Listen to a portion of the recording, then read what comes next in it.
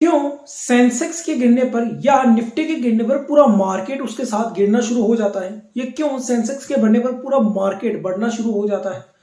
क्यों सेंसेक्स किन्हीं लोगों के लिए बहुत ज्यादा इंपॉर्टेंट होता है और किन्हीं लोगों के लिए बिल्कुल यूजफुल? क्यों न्यूज चैनल्स वाले सारे दिन सेंसेक्स और निफ्टी के ग्राफ के पीछे पड़े रहते हैं? अगर आप ये सब कुछ जानना चाहते हैं तो इस वीडियो को अंत तक जरूर देखिएगा। नमस्कार दोस्तों, मैं हूं अमन प्रजापत। शुरू करते हैं इस वीडियो को। इस वीडियो की शुरुआत हम सबसे पहले कॉन्सेप्ट से करते हैं कि what is Sensex and Nifty. तो देखिए, सेंसेक्स और निफ्टी एक मोमेंटम को दिखाते हैं, ओवरऑल पूरे मार्केट को।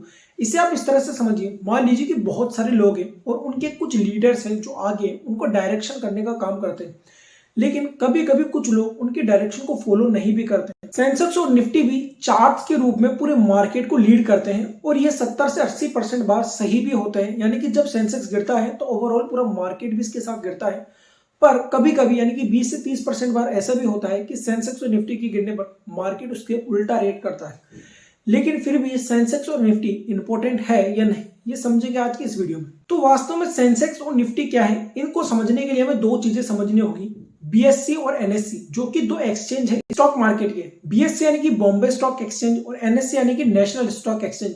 बीएससी का इंडेक्स जो है उसे हम सेंसेक्स कहते हैं और एनएससी का जो इंडेक्स है उसे हम निफ्टी कहते हैं। सेंसेक्स के अंदर टोटल 30 कंपनियां आती हैं और निफ्टी के अंदर टोटल 50 कंपनीज आती है। अब आपने ये तो समझ लिया कि सेंसेक्स के अंदर 30 कंपनी आती हैं और निफ्टी के अंदर 50 कंपनी आती हैं और उनका एक ओवरऑल चार्ट बनाया जाता है। लेकिन अब ये क्वेश्चन ये आता है कि वो कौन सी कंपनियां हैं जो सेंसेक्स और निफ्टी का पार्ट बनी, क्योंकि सेंसेक्स में तो 5500 से ज्यादा कंपनियां हैं और निफ्टी में भी 1600 से ज्यादा कंपनियां हैं। तो ये हमें कैसे पता चलेगा कि कोई कंपनी निफ्टी का पार्ट बनी, तो वो क्यों बनी? इसे हम समझेंगे सेंसेक्स और निफ्टी बनता क्यों है। तो अब हम सेकंड पॉइंट की ओर चलते हैं कि सेंसेक्स और निफ्टी बनता कैसे है। तो हम सबसे पहले ये समझते हैं कि मार्केट कैपिटलाइजेशन और फ्री फ्लोट मार्केट कैपिटलाइजेशन क्या होता है। क्योंकि सेंसेक्स और निफ्टी में 30 बड़ी कंपनियां और 50 बड़ी कंपनियां लिस्टेड होती है, लेकिन हमें ये कैसे पता चले कि कौन सी कंपनी सबसे बड़ी है? इसलिए वर्ष 2003 से पहले सेंसेक्स और निफ्टी में जो कंपनीज आती थी वो मार्केट कैपिटलाइजेशन के अकॉर्डिंग आती थी। मार्केट कैपिटलाइजेशन का जो फॉर्मूला है वो है total number of shares into current price of shares. अगर हम इसे मल्टीप्लाई कर देंगे तो टोटल मार्केट कैपिटलाइजेशन आ जाएगा किसी भी कंपनी का। लेकिन 2003 के बाद इस फॉर्मूले को चेंज कर दिया गया और निफ्टी और सेंसेक्स में केवल उन्हीं कंपनियों को रखा गया जो फ्री फ्लोट मार्केट कैपिटलाइजेशन का अकॉर्डिंग सबसे ज्यादा है। देखिए, अभी फ्री फ्लोट मार्केट कैपिटलाइजेशन क्या होता है? अगर हम टोटल नंबर ऑफ शेयर्स में से जो कंपनी के ओनर्स हैं उनके शेयर्स को हम अलग कर दें और फिर इसको मल्टीप्लाई कर दें एक शेयर्स की करंट प्राइस से, तो हमारे पास फ्री फ्लोट मार्केट कैपिटलाइजेशन आ जाएगा। इसे एक एग्जांपल से समझते हैं। मान लीजिए कि एबीसी कंपनी के पास 100 शेयर्स हैं, टोटल नंबर ऑफ शेयर्स 100 है और अभी उस शेयर्स की करंट प्राइस भी 100 रुपए की चल रही है। यानी कि अभी उस शेयर्स की यानी कि उनकी करंट प्राइस जो है वो 100 रुपए की है। अब अगर मैं मान लेता हूं कि उसमें से ओनर के शेयर्स 10 हैं, तो 90 शेयर्स टोटल बचे जो फ्री फ्लोट शेयर्स में काउंट होंगे। यानी कि जैसे हमने ओनर्स के शेयर्स अलग करे तो हमारे पास टोटल शेयर्स बचे 90, उसको मल्टीप्लाई करेंगे करंट प्राइस ऑफ शेयर्स है यानी कि 100 से, तो मल्टीप्लाई आ जाएगा हमारे पास 9000 रुपए। यानी कि इस कंपनी यानी कि एबीसी कंपनी का फ्री फ्लोट मार्केट कैपिटलाइजेशन हो गया 9000 रुपए। लेकिन अगर हम मार्केट कैपिटलाइजेशन की बात करते हैं तो इस समय इसका मार्केट कैपिटलाइजेशन होता 1000 रुपए। तो अब आप समझ गए होंगे फ्री फ्लोट मार्केट कैपिटलाइजेशन और मार्केट कैपिटलाइजेशन में क्या अंतर है। तो अब आपको समझ में आया कि वो कंपनी जिनका फ्री फ्लोट मार्केट कैपिटलाइजेशन सबसे ज्यादा है उन 30 कंपनियों को सेंसेक्स का पार्ट बनाया गया और उन 50 कंपनियों को निफ्टी का पार्ट बनाया गया। लेकिन एक क्वेश्चन और आता है कि वास्तव में 30 कंपनियां सबसे बड़ी है पूरे स्टॉक मार्केट के अंदर? ऐसा नहीं। मैंने आपसे फिर कहा है कि ये कंपनी इसलिए लिस्ट हुई क्योंकि उनका फ्री फ्लोट मार्केट कैपिटलाइजेशन ज्यादा हो गया। क्या ये फ्री फ्लोट मार्केट कैपिटलाइजेशन ज्यादा किया जा सकता है किसी कंपनीज के अंदर? बिल्कुल किया जा सकता है। सोचिए, ये दो चीजों पे वर्क करते हैं, केवल शेयर प्राइस पे और उसके स्टॉक की प्राइस पे। अगर कंपनी अपने शेयर्स को स्प्लिट कर दे, अपने शेयर्स की लिक्विडिटी बहुत ज्यादा कर दे, तो कंपनी के पास जो शेयर्स होंगे वो उसकी मात्रा भी ज्यादा होगी। साथ ही अगर कंपनी के शेयर प्राइस भी बहुत तेजी से बढ़ जाए तो वो फ्री फ्लोट मार्केट कैपिटलाइजेशन में अपने आप काउंट हो जाएगी। यहां पे आप समझ सकते हैं कि केवल फ्री फ्लोट मार्केट कैपिटलाइजेशन के अकॉर्डिंग हम किसी भी कंपनी को ये नहीं कह सकते कि वो कंपनी सबसे बड़ी कंपनी है निफ्टी या सेंसेक्स। लेकिन फिर भी वो सेंसेक्स और निफ्टी का पार्ट बनी है, इसका मतलब ये है कि कंपनी की ग्रोथ अच्छी खासी हुई है तभी वो सेंसेक्स और निफ्टी का पार्ट बनी है। अगर वो कोई फ्रॉड कंपनी होती तो वो सेंसेक्स और निफ्टी का पार्ट नहीं होती। वास्तव में उस कंपनी की ग्रोथ बड़ी है।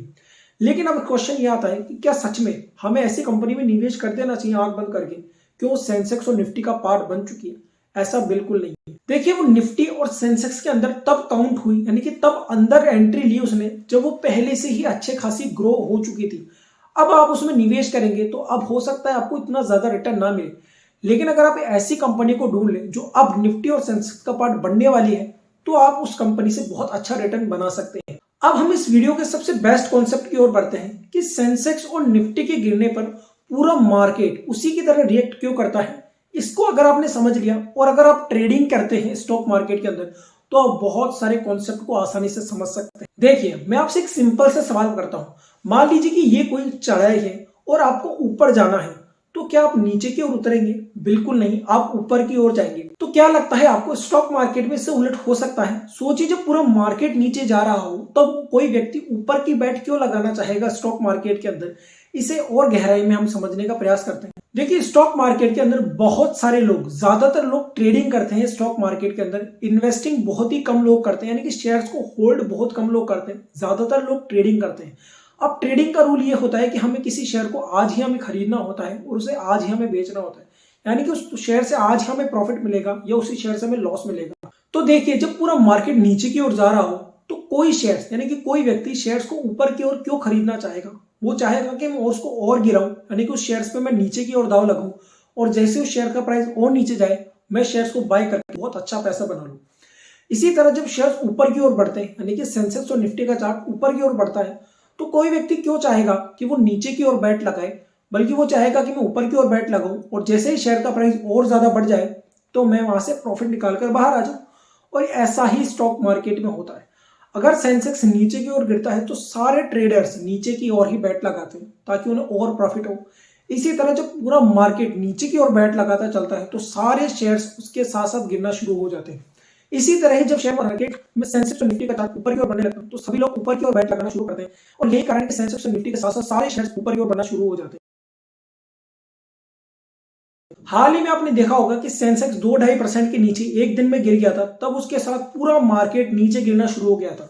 इसका रीजन यही है कि जो लोग ट्रेडर होते हैं वो प्रॉफिट बनाना चाहते हैं और हर व्यक्ति स्टॉक मार्केट में प्रॉफिट बनाने के लिए आया है। अब वो चाहे कैसे भी बनाए, अब अगर वो नीचे की ओर बैट लगाता है और सेंसेक्स और निफ्टी का ग्राफ भी नीचे की ओर है तो उसे प्रॉफिट मिलने के चांस ज्यादा होते हैं। इसलिए ओवरऑल पूरा मार्केट सेंसेक्स और निफ्टी पर वर्क करता है, लेकिन 70 से 80% बार, 20% बार में ये कभी कभी गलत भी हो जाता है।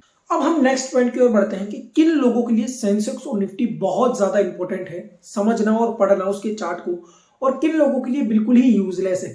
तो सबसे पहले हम बात करते हैं उन लोगों की जिनके लिए बिल्कुल ही यूजलेस है, और वो है लॉन्ग टर्म इन्वेस्टमेंट।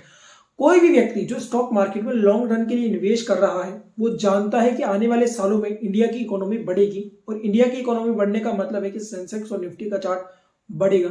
तो ओवरऑल उसको कोई फर्क नहीं पड़ता कि सेंसेक्स का ग्राफ नीचे जा रहा है या ऊपर जा रहा है, क्योंकि उसे सबसे ज्यादा मतलब है कंपनी के फंडामेंटल पर, इंडस्ट्री के फंडामेंटल पर और इकोनॉमी के फंडामेंटल पर। कि अगर ये तीनों चीजें पॉजिटिव की ओर चल रही है तो सेंसेक्स और निफ्टी का कोई फर्क नहीं पड़ता लॉन्ग टर्म में इन्वेस्टमेंट के लिए। लेकिन अब हम ये समझते हैं कि किन लोगों के लिए सेंसेक्स और निफ्टी का ग्राफ बहुत ज्यादा जरूरी हो जाता है। तो पहला है ट्रेडर्स। जो भी व्यक्ति स्टॉक मार्केट में ट्रेडिंग करता है वो जानता है, और जो व्यक्ति लंबे समय तक स्टॉक मार्केट में ट्रेडिंग करता आ रहा है वो सेंसेक्स और निफ्टी के ग्राफ को अच्छे से समझता है, और वो जानता है कि सेंसेक्स और निफ्टी का ग्राफ बहुत ज्यादा इंपॉर्टेंट होता है ट्रेडिंग करने के दौरान। इसलिए अगर आप एक ट्रेडर हैं या एक ट्रेडर बनना चाहते हैं या ट्रेडिंग सीख रहे हैं तो आपको सेंसेक्स और निफ्टी का चार्ट पढ़ना आना चाहिए, क्योंकि इससे आपके प्रॉफिट होने के चांसेस ज्यादा हो जाएंगे ट्रेडिंग के दौरान। सेकंड है शॉर्ट टर्म निवेश, यानी कि स्विंग ट्रेडिंग। स्विंग ट्रेडिंग के अंदर भी निफ्टी और सेंसेक्स का चार्ट देखना बहुत फायदेमंद हो सकता है, क्योंकि अगर आप स्टॉक मार्केट में नए हैं तो इससे आपको कोई फर्क नहीं पड़ेगा कि सेंसेक्स और निफ्टी का ग्राफ किस तरह से वर्क करता है। लेकिन जैसे जैसे आप स्टॉक मार्केट में पुराने होते जाएंगे आपका एक्सपीरियंस बढ़ता जाएगा, आपको समझ में आने लगेगा स्टॉक मार्केट में सेंसेक्स और निफ्टी का चार्ट कहीं ना कहीं आपको प्रॉफिट बनाने का काम जरूर करता है, आपके स्टॉक सेलेक्ट करने में आपको बहुत हेल्प करता है सेंसेक्स और निफ्टी का चार्ट। तो जो लोग भी स्विंग ट्रेडिंग करते हैं उनके लिए भी सेंसेक्स और निफ्टी का चार्ट इंपॉर्टेंट हो जाता है। अब हम एक और नेक्स्ट टॉपिक की ओर बात करते हैं जो कि सबसे इंपॉर्टेंट कॉन्सेप्ट है, जिसके बारे में बहुत ही कम लोग बात करते हैं कि सेंसेक्स और निफ्टी अचानक से गिरते हैं और अचानक से बढ़ जाते हैं कभी कभी। ऐसा क्यों होता है? इन सेंसेक्स और निफ्टी के अचानक से गिरने या बढ़ने के क्या कारण होते हैं? तो अब हम उसी के बारे में बात करते हैं। सबसे पहला जो रीजन है जिससे सेंसेक्स बहुत तेजी से बढ़ सकता है वो है कंपनीज के क्वार्टरली रिजल्ट्स। देखिए चूंकि सेंसेक्स में 30 कंपनियां हैं और निफ्टी में 50 कंपनियां हैं, इनके क्वार्टरली रिजल्ट्स बारी बारी से अगर कंसिस्टेंटली अच्छे आ रहे हैं तो आप समझिए कि कंसिस्टेंटली मार्केट में बहुत तेजी से मनी की सप्लाई होगी, क्योंकि क्वार्टरली रिजल्ट बढ़ने से कंपनी के शेयर प्राइस में वृद्धि होती है। अब चूंकि कंपनी के शेयर प्राइस में वृद्धि होगी तो सेंसेक्स और निफ्टी का चार्ट ऊपर की ओर बढ़ेगा। सेकंड पॉइंट है आपातकाल, जिसके कारण शेयर बहुत तेजी से नीचे गिरते हैं, जैसे कोरोना क्राइसिस। आपने देखा होगा कि 2020 के अंदर कोरोना की वजह से स्टॉक मार्केट में सेंसेक्स और निफ्टी का ग्राफ बहुत ज्यादा नीचे चला गया था। तो ऐसी स्थितियां जब इकोनॉमी डेवलपमेंट ना हो पाए तब भी सेंसेक्स और निफ्टी का ग्राफ बहुत तेजी से नीचे गिरता है। तीसरा रीजन है बजट। जब 2021 में निर्मला सीतारमण ने बजट पेश किया था उस दिन सेंसेक्स और निफ्टी का ग्राफ बहुत तेजी से ऊपर बढ़ा था, क्योंकि बजट मार्केट के अकॉर्डिंग था। इसी तरह जब राकेश झुनझुनवाला के समय में बजट पेश किया गया था तब राकेश झुनझुनवाला को विश्वास था कि बजट मार्केट के अकॉर्डिंग होगा और बाकी मार्केट को ऐसा लगा कि मार्केट के अकॉर्डिंग नहीं होगा। इसी कारण राकेश झुनझुनवाला ने उस दिन बहुत अच्छा प्रॉफिट बनाया था। तो बजट बहुत इंपॉर्टेंट रोल अदा करता है सेंसेक्स और निफ्टी के बढ़ने या घटने पर। चौथा रीजन है बॉन्ड यील्ड। जब भी बॉन्ड यील्ड बढ़ती और घटती है तब भी शेयर मार्केट के अंदर सेंसेक्स और निफ्टी का चार्ट बहुत ज्यादा फ्लक्चुएट होता है। पांचवा रीजन है इंटरेस्ट रेट। यूएस के इंटरेस्ट रेट हो या किसी और जगह का बैंकिंग इंटरेस्ट रेट हो, जब भी इंटरेस्ट रेट में फ्लक्चुएशन आती है तब भी स्टॉक मार्केट के अंदर सेंसेक्स और निफ्टी में बहुत ज्यादा फ्लक्चुएशन या गिरावट या बढ़ती हुई देखी जा सकती है। तो ये 5 बड़े रीजन है जिसकी वजह से सेंसेक्स और निफ्टी का चार्ट बहुत तेजी से बढ़ता या बहुत तेजी से घटता है। तो मुझे लगता है कि मैंने आपको सारे कॉन्सेप्ट अच्छे से समझाए होंगे कि सेंसेक्स और निफ्टी का चार्ट क्यों बढ़ता है, किस कारण से बढ़ता है, ओवरऑल पूरे मार्केट पर सेंसेक्स और निफ्टी के चार्ट का क्या प्रभाव पड़ता है, और सब कुछ मैंने आपको समझाया है। तो ये सब कुछ अगर आपको समझ में आया तो इस वीडियो को एक लाइक जरूर कीजिए, शेयर कीजिए अपने दोस्तों को ताकि उन्हें भी ये नॉलेज मिले। और आप किस टॉपिक पे वीडियो देखना चाहते हैं उसे कमेंट में जरूर बताइएगा। और इसी तरह की वीडियो अगर आप भी लॉन्ग रन तक देखना चाहते हैं तो इस चैनल को जरूर सब्सक्राइब कीजिएगा। Thank you so much.